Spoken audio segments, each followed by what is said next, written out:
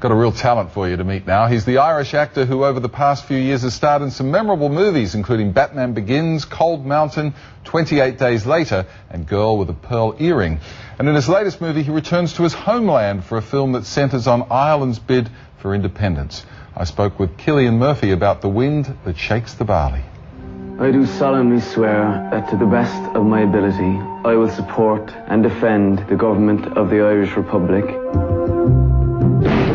Jimmy Hall was killed because he wouldn't say his name in English. Is that what you call a martyr, Teddy, is it? You know, it means a lot to me, given that I'm from Cork, where it's shot, and, you know, this is, well, this took place only 2 generations ago, so it's, you know, it's important for me to... We're back to the 1920s, early 1920s, and the origins of the IRA. Set the scene. And... Well, the film follows the story of 2 brothers, one of which I play, who's a doctor who gets involved in the struggle, and then it follows them through the War of Independence and then onto the Civil War and how that affects their lives. Really. It's a fairly brutal movie when we see the British soldiers, the black and tans, doing some unspeakable things to the young Irish blokes. So, you know, was there a sense that you might be opening up wounds that were starting to close over? I don't think so, really. You know, I think history is there to be learned from, you know, and as I said, time enough has elapsed, and I think you always have to look at these facts to sort of learn from them. You know? Tell us about your character and the role you play. He's a young doctor, as you said, who's forced to do something pretty horrific. He joins the Freedom Cause and what became the IRA. One scene there where you are forced to shoot a young traitor. Tell us about that. Well, I mean, that's the ultimate...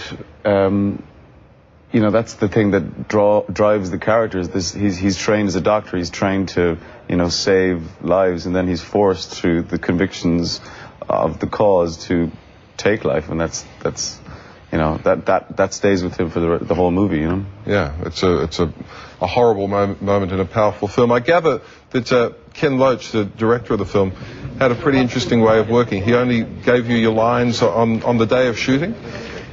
Pretty much, for the most part, yeah. I mean, that's Ken's unique way of working. You know, we don't get the script, and everything's shot chronologically, so it's a very pure way of shooting a film. You know? Because I would imagine with most films, you kind of get the script well in advance, and you're working out your motivation for each scene, and often it's shot out of chronology. Yeah, absolutely, and it gets, you know, you have to be very focused on it. It gets a bit confusing. Whereas this is more about the instinct. You rely on your instincts as an actor much more than your intellect, you know. And I guess there'd be a fair bit of ad-libbing going on as well. You wouldn't necessarily remember the script verbatim.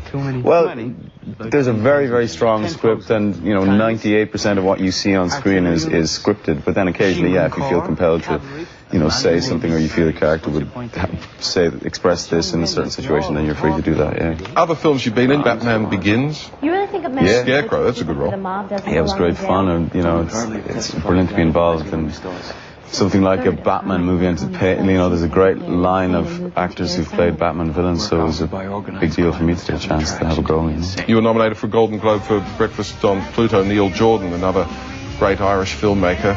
Are Irish actors sort of drawn to Irish directors and producers and writers in some kind of, I don't know, hereditary way? I suppose... Well, we're very lucky that we've got a very healthy film industry, and we've produced a lot of great actors and directors, so when there's good stories to be told, it's worth going back and making them at home. And we, you know, to work with Neil, I think any actor in the world would want to work with Neil, not just Irish actors. You know? What's next?